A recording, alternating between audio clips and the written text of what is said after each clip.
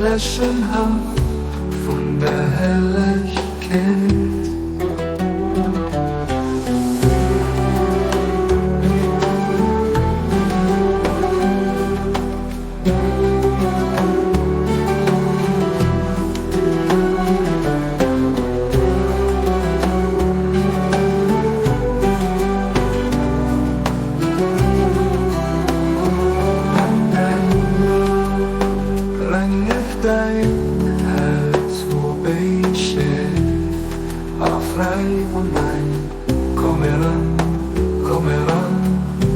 An den himmlischen Haft von der Helligkeit.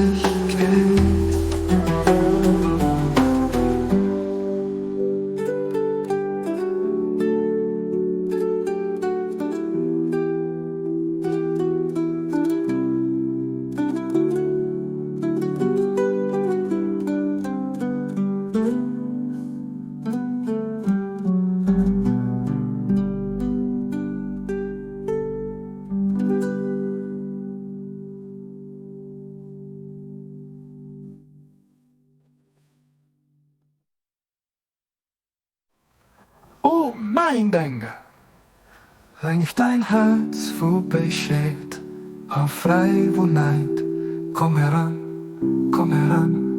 an den himmlischen Hafen von der Helligkeit.